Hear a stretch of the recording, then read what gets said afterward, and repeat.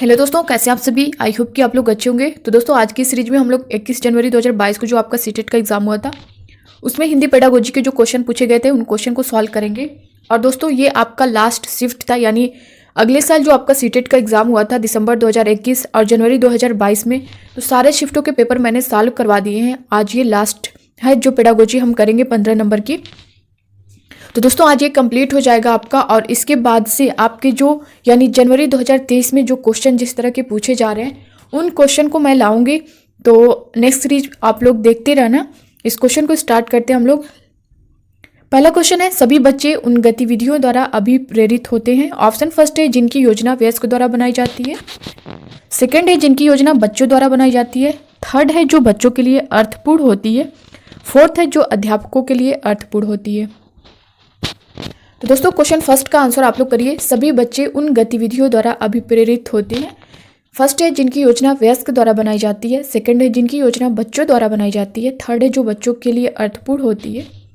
Fourth है जो अध्यापकों के लिए अर्थपूर्ण होती है। दोस्तों, ये क्वेश्चन मैंने कम्युनिटी में भी पोस्ट किया था, वहाँ पे बहुत सारे स्टूडेंट गलत किए हैं। इसका ऑप्शन सेकंड उन्होंने करेक्ट किया है, जबकि दोस्तों इसका जो करेक्ट आंसर होगा वो ऑप्शन थर्ड होगा, जो बच्चों के लिए अर्थपूर्ण होती है। ये हमारा करेक्ट आंसर होगा।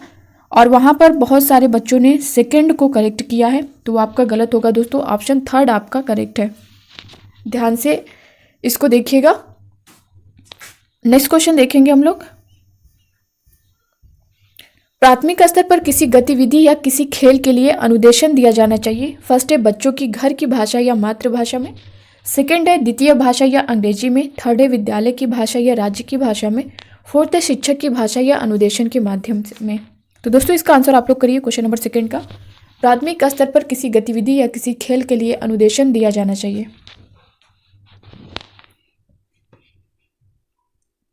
बच्चों की घर की भाषा या मातृभाषा में, या फिर द्वितीय भाषा या अंग्रेजी में, विद्यालय की भाषा या राज्य की भाषा में, शिक्षक की भाषा या अनुदेशन के माध्यम से। प्राथमिक स्तर पर किसी गतिविधि या किसी खेल के लिए अनुदेशन दिया जाना चाहिए। दोस्तों, बच्चों की घर की भाषा या मातृभाषा में, जो बच्चा जानता है उसी से सीखता है, तो हमारा फर्स्ट ऑप्शन जो है वो करेक्ट हो जाएगा। अगला क्वेश्चन देखेंगे। निम्नलिखित कथन के संदर्भ में कौन सा विकल्प सही नहीं है। कविता, गीत एवं मंत्र वे तरीके हैं जिनसे बच्चे। ऑप्शन फर्स्ट है शब्द एवं वाक्य संरचना रटते हैं। सेकंड है उच्चारण का अभ्यास करते हैं। थर्ड है विषय वस्तु के माध्यम से व्याकरण सीखते हैं। फोर्थ है शब्द संपदा बढ़ाते हैं। तो इसमें कौन सा आपका करेक्ट आंसर होगा। दोस्तों, जैसा कि बहुत सारे स्टूडेंट कमेंट कर रहे थे कि मैम मैथ पेडागोजी का क्वेश्चन करवा दीजिए, तो दोस्तों इसका जो सीरीज़ है मैंने स्टार्ट कर दी है, आप लोग उसे देख सकते हैं और उसका फीडबैक जरूर दीजिएगा आप लोग कि आप लोगों को समझ आ रहा है या फिर नहीं। तो मैं उस सीरीज को कंटिन्यू रखूँगी या नहीं, आपके कमेंट पे डिपेंड करता है। उससे आप लोग ज़रूर देखिएगा। शाम को 6 बजे आपको वो मिलती है सीरीज़ मैथ पेडागोजी की, तो आप लोग उसे ज़रूर देखिएगा। दोस्तों, इसका आंसर करिए। आज ये भी आपका कंप्लीट हो जाएगा, जो 23 शिफ्टों में आपका एग्ज़ाम हुआ था इससे पहले वाला। अब इसके बाद से हम उन क्वेश्चन को देखेंगे जो आपके इस टाइम पूछे जा रहे हैं, यानी जनवरी 2023 में जिन जिन शिफ्टों में क्वेश्चन पूछे जा रहे हैं उन क्वेश्चन को अब हम लोग नेक्स्ट सीरीज से देखेंगे। तो इसका आंसर करिए आप लोग। निम्नलिखित कथन के संदर्भ में कौन सा विकल्प सही नहीं है। कविता, गीत एवं मंत्र वे तरीके हैं जिनसे बच्चे विषय वस्तु के माध्यम से व्याकरण सीखते हैं, यानी थर्ड ऑप्शन जो है ये हमारा करेक्ट होगा। उच्चारण का अभ्यास करते हैं, नहीं। शब्द एवं वाक्य संरचना रटते हैं, नहीं। शब्द संपदा बढ़ाते हैं, नहीं। विषय वस्तु के माध्यम से व्याकरण सीखते हैं, थर्ड ऑप्शन हमारा करेक्ट हो जाएगा। अगला क्वेश्चन देखेंगे। शिक्षक बच्चों का आकलन करता है या फिर करती है। फर्स्ट है यह ज्ञात करने के लिए कि कक्षा में कौन भाषा का श्रेष्ठतम उपयोग करते हैं। सेकंड है यह पता लगाने के लिए कि बच्चों को सीखने में कहाँ कमी आ रही है। थर्ड है बच्चों को उनके आगे के अधिगम के लिए सहायता प्रदान करने हेतु योजना बनाने के लिए। फोर्थ है बच्चे की उसके सहपाठी से तुलना करने के लिए। तो दोस्तों, करेक्ट आंसर आपका कौन सा होगा आप लोग कमेंट बॉक्स में कमेंट करिए। यह ज्ञात करने के लिए कि कक्षा में कौन भाषा का श्रेष्ठतम उपयोग करते हैं। सेकंड है यह पता लगाने के लिए बच्चों को सीखने में कहाँ कमी आ रही है। दोस्तों, शिक्षक बच्चों का आकलन करता है, ये हमें बताना है। बच्चों को उनके आगे के अधिगम के लिए सहायता प्रदान करने हेतु योजना बनाने के लिए, यानी थर्ड ऑप्शन जो है हमारा करेक्ट होगा। अगला क्वेश्चन देखेंगे। द्विभाषी बच्चे या दो भाषा जानने वाले बच्चे किसी से बात करते समय प्रायः एक भाषा के शब्दों का प्रयोग करते हैं, क्या कहलाता है? फर्स्ट है संकेत बदलना, सेकंड है संकेत या मिश्रित करना, थर्ड है बहुभाषिकता, फोर्थ है दक्षता स्तर। तो दोस्तों इसका आंसर आप लोग करिए। द्विभाषी बच्चे या दो भाषा जानने वाले बच्चे किसी से बात करते समय प्रायः एक भाषा के शब्दों का प्रयोग करते हैं, क्या कहलाता है? दक्षता स्तर या फिर बहुभाषिकता, ये नहीं होगा। संकेत मिश्रित करना, जैसा कि दो भाषा जानने वाले बच्चे किसी से बात करते समय प्रायः एक भाषा के शब्दों का प्रयोग करते हैं, तो दोस्तों ये संकेत बदलना होगा, यानी फर्स्ट ऑप्शन जो है हमारा करेक्ट हो जाएगा। अगला क्वेश्चन देखेंगे। बच्चे अपने लिखने की शुरुआत हुई यात्रा आड़ी तिरछी रेखाएं बनाकर करते हैं, ये चिन्ह कहलाते हैं। फर्स्ट है चित्रकारी, सेकंड है कीरम काटे या फिर स्क्रिबलिंग, थर्ड है लिखना, फोर्थ है स्वयं की वर्तनी। बच्चे अपने लिखने की शुरुआती यात्रा आड़ी तिरछी रेखाएं बनाकर करते हैं, ये चिन्ह क्या कहलाते हैं? ये आप लोग को आंसर करना है। चित्रकारी कहते हैं या फिर कीरम काटे। दोस्तों ये सेकंड ऑप्शन जो है कीरम काटे या फिर स्क्रिबलिंग, ये आपका करेक्ट आंसर होगा। अगला क्वेश्चन देखेंगे। निम्नलिखित में से कौन सा एक कौशल बच्चों को उनका हस्तलेखन विकसित करने में सहायता करेगा? फर्स्ट है अलमारी में कपड़ों को फैलाना, सेकंड है कुछ छलका देना, थर्ड है तीलियां उठाना, फोर्थ है धागे में मन के पिरोना। जैसा कि क्वेश्चन आप समझ पा रहे होंगे, कौन सा एक कौशल बच्चों को उनका हस्तलेखन विकसित करने में सहायता करेगा? हस्तलेखन। अलमारी में कपड़ों को फैलाना नहीं, कुछ छलका देना नहीं, तीलियां उठाना नहीं, धागे में मन की पिरोना। दोस्तों फोर्थ ऑप्शन जो है ये आपका करेक्ट हो जाएगा। दोस्तों आप लोग वीडियो को लाइक कर दीजिए, शेयर कर दीजिए, नए हो तो चैनल को सब्सक्राइब कर लीजिए। अगला क्वेश्चन आप देख पा रहे होंगे, निम्नलिखित में से कौन सा भाषा की पुस्तक में चित्रों के बारे में सबसे महत्वपूर्ण है? फर्स्ट है चित्र अपरिचित एवं याद किए जा सकने वाले संदर्भों में भाषा को समझने में मदद करते हैं। सेकंड है चित्र शिक्षार्थी द्वारा अपने आसपास क्या देखा, सुना और महसूस किया वो को मिलाने में सहायता करते हैं। थर्ड है बच्चों की दृश्य साक्षरता विकसित करते हैं। फोर्थ है चित्र बनाने वाले तथा शिक्षक की कला एवं सौंदर्य बोध की सराहना करते हैं।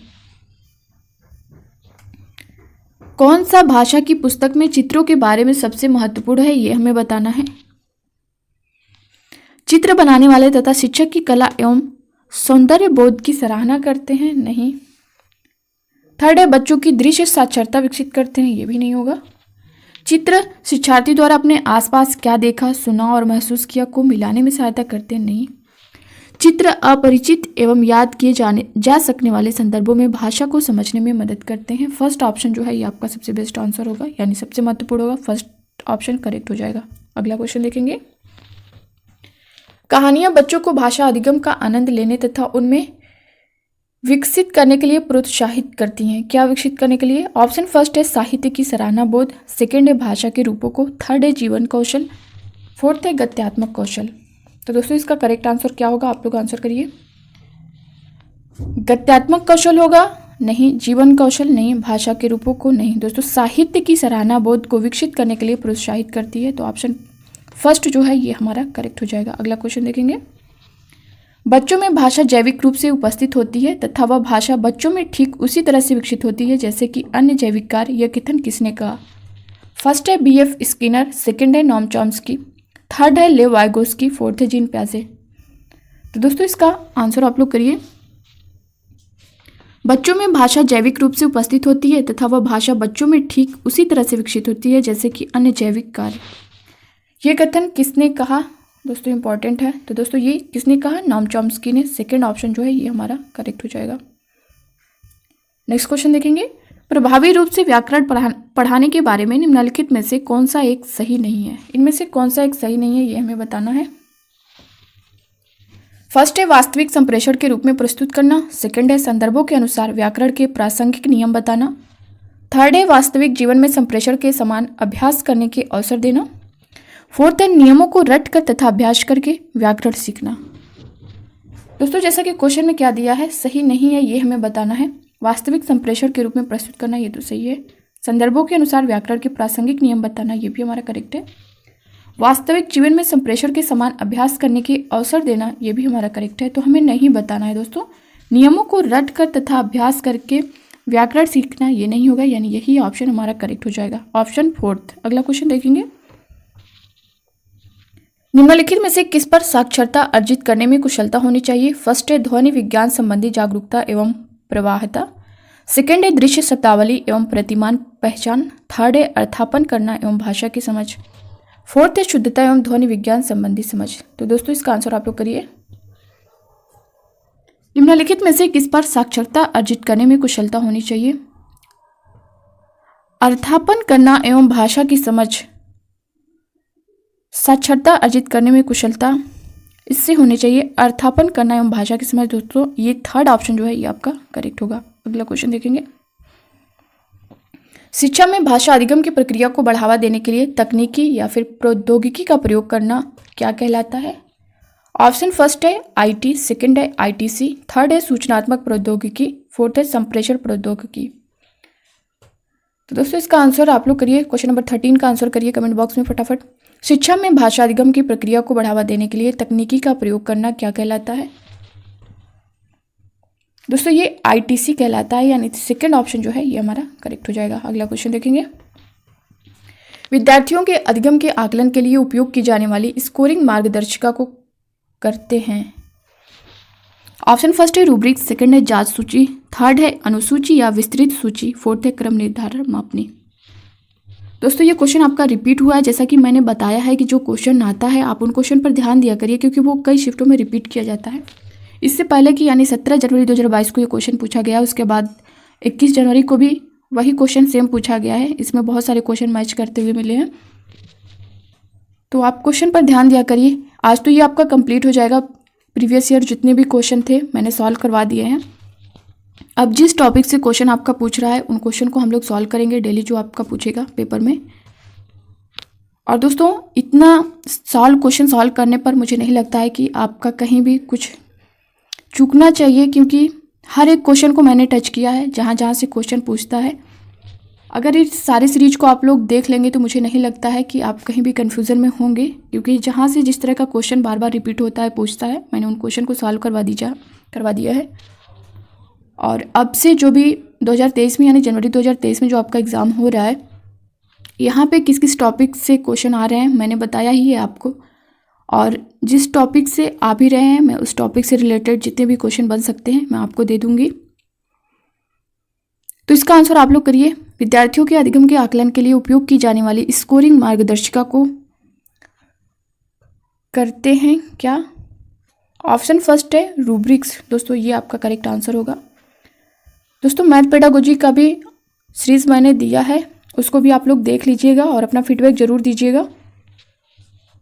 समझ में आ रहा है या फिर नहीं आ रहा है, जैसा भी होगा आप लोग अपना आंसर करिएगा, रिप्लाई दीजिएगा, ताकि मैं उस सीरीज को कंटिन्यू रख सकूं, या फिर जो भी मुझे डिसाइड करना होगा करूंगी, क्योंकि ये आपका जो कमेंट आएगा उस कमेंट पे डिपेंड करेगा कि मुझे कंटिन्यू करना चाहिए या नहीं। अगला क्वेश्चन आप देख पा रहे हैं, व्याकरण अनुवाद विधि अधिक बल देती है। ऑप्शन फर्स्ट है शुद्धता पर, सेकंड है प्रवाह पर, थर्ड है उपयुक्तता पर, फोर्थ है उच्चारण पर। तो दोस्तों इसका आंसर आप लोग करिए। व्याकरण अनुवाद विधि अधिक बल देती है, किस पर देती है हमें बताना है। दोस्तों ये लास्ट क्वेश्चन है, यानी लास्ट शिफ्ट का जो आपका 21 जनवरी 2022 को आपका एग्जाम हुआ था, ये किस पर बल देती है? दोस्तों ये शुद्धता पर बल देती है। ऑप्शन फर्स्ट हमारा करेक्ट हो जाएगा। तो दोस्तों कैसी लगी ये सीरीज, अपना फीडबैक कमेंट बॉक्स में कमेंट करके ज़रूर बताइएगा। और दोस्तों इन 15 क्वेश्चन में आप कितना करेक्ट कर पाए ये भी बताइएगा, और इन सारी सीरीज से आप कितना सीख पाए, मुझसे कितना सीख पाए, आप लोग अपनी राय जो है ज़रूर दीजिएगा। दोस्तों मैंने जितना चाहा अपना पूरा बेस्ट दिया है आप लोगों को, फिर भी आप लोगों को कुछ भी लगे कि कोई कमियां हैं, कुछ मिस्टेक है, तो आप लोग उसे भी बता सकते हैं। और दोस्तों मैं आप सभी से ये कहना चाहूँगी कि आपका जो लव और सपोर्ट मिला है मुझे बहुत मोटिवेट करता है, बहुत खुशी होती है मुझे कि मैं आप लोगों के लिए इतना कर पाई। बाकी दोस्तों आप लोग जुड़े रहिएगा चैनल के साथ, आपको ऐसे ही मैं अपडेट करती रहूँगी, जो भी मुझसे हो सकेगा मैं अपनी पूरा बेस्ट दूंगी आप सभी को। 2023 जनवरी के जो पेपर हो रहे हैं इनमें किस तरह से क्वेश्चन पूछे जा रहे हैं, किस टॉपिक से आ रहे हैं, उन सब की मैं आपको वीडियो देती रहूँगी, आपको अपडेट मिलती रहेगी। जुड़े रहिएगा इस चैनल के साथ। बाकी दोस्तों जो भी आपके मन में डाउट होगा, जो भी कन्फ्यूज़न होगा, आप कमेंट बॉक्स में ज़रूर बताइएगा, मैं उसे सॉल्व करूँगी। और दोस्तों मैथ पेडागोजी का जैसा कि मैंने बताया है कि 6 बजे आपको मैथ पेडागोजी के क्वेश्चन मिलेंगे, उन क्वेश्चन को आप देख लीजिएगा। तो दोस्तों मिलते हैं अब नेक्स्ट वीडियो में, तब तक के लिए बाय बाय, टेक केयर, खुश रहिए, पढ़ते रहिएगा और अपनी तैयारी को और मजबूत करिए। आपको आपके एग्ज़ाम के लिए बहुत ढेर सारी शुभकामनाएं। All the best, thank you.